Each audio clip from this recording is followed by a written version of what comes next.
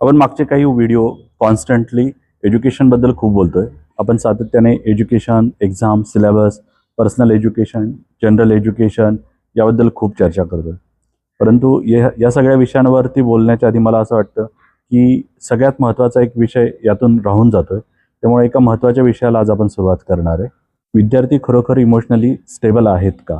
कारण एक गोष्ट स्पष्ट आहे, मन अस्थिर असेल, विचार गोंधळलेले असतील आणि भावना नियंत्रित नसेल तर कितीही शिक्षण घेतलं तरी त्याचा उपयोग मर्यादित राहतो. Because education becomes meaningful only Wien the mind is stable. आजचे स्टुडंट खूप इंटेलिजंट आहेत, त्यांच्याकडे खूप माहिती आहे, माहितीचे खूप सोर्सेस अवेलेबल आहेत.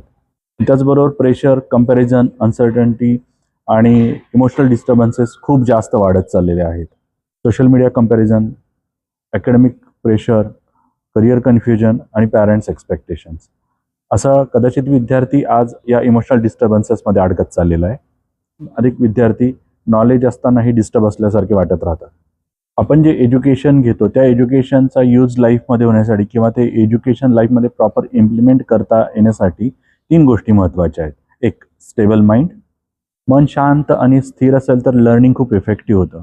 जर मनामध्ये एन्झायटी, प्रेशर किंवा डिप्रेशनसारखे काही भावना असतील, दुखावल्या गेलेल्या भावना असतील तर मन डिस्टर्ब राहतं आणि मन डिस्टर्ब असेल तर लर्निंग होऊ शकत नाही. Second, clear thinking. इमोशन जर डिस्टर्ब राहत असतील तर त्या मुलांचं क्लिअर थिंकिंग होऊ शकत नाही. थिंकिंग कायम डिस्ट्रॅक्ट राहतं. इमोशनल डिस्टर्बन्सेस काय करतात तर त्यांच्या मनाला इतर विचारांच्या गोंधळाने कायम मुख्य फोकस असणाऱ्या सब्जेक्टपासून कायम दूर घेऊन जातात. म्हणजे ज्या विषयावरती मुलांनी विचार केला पाहिजे, ज्या विषयामध्ये मुलांनी फोकस केला पाहिजे, तो फोकस न होता डिस्ट्रॅक्शन वाढलेलं असतं. Third, emotional regulation.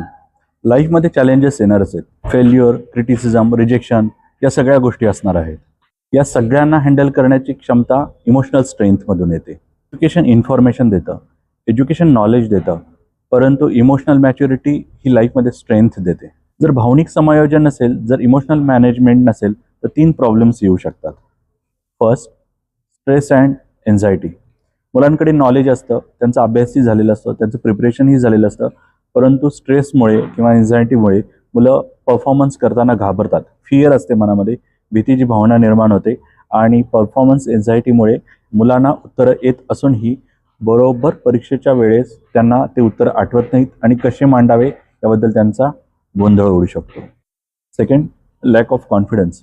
Emotionally unstable मनामुळे मुलांचा सेल्फ बिलीफ कमी होतो, त्यांचा सेल्फ कॉन्फिडन्स कमी होतो. ते स्वतःच्या प्रत्येक डिसिजनवरती डाऊट घ्यायला सुरुवात करतात. Third, poor decision making. जर मुलं इमोशनली डिस्टर्ब राहायला लागले तर त्यांचा स्वतःवरचा कॉन्फिडन्स कमी होतो. कॉन्फिडन्स कमी झाल्यामुळे त्या मुलांना स्वतःच्याच निर्णयांबद्दल शंका यायला लागते. सेकंड थिंग, मुलं डिसिजन घेताना पटकन घेऊ शकत नाहीत, गोंधळलेल्या अवस्थेमध्ये राहतात आणि गोंधळलेल्या अवस्थेमध्ये अस्थिर मनाने घेतलेले निर्णय बऱ्याच वेळा चुकण्याची खूप जास्त शक्यता असते.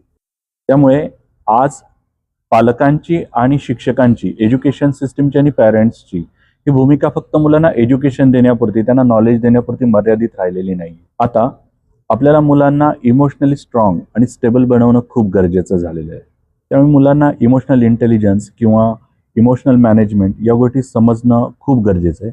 त्याआधी या गोष्टी पालकांना जर माहिती नसेल तर त्यांनी माहिती करून घेणं, त्याबद्दल व्यवस्थित समजून घेणं, हे जर जमलं तर पालकांचं आणि मुलांचं नातं खूप छान लेवलला जाऊ शकतं. सेकंड थिंग, मुलांना तुमच्या रूपात एक खूप चांगला गाईड मिळेल आणि इमोशनल डिस्टर्बन्स किंवा इमोशनल अनस्टेबिलिटीमुळे त्यांच्या लाईफमध्ये येणारे चॅलेंजेस त्यातल्या त्यात कमी होऊ शकतात, खूप कमी होऊ शकतात. मेन म्हणजे मुलांना जेव्हा इमोशनली सिक्युअर फील व्हायला लागतं तेव्हा त्यांची लर्निंग ॲबिलिटी आणि लर्निंग कॅपॅसिटी ऑटोमॅटिकली वाढायला सुरुवात होते.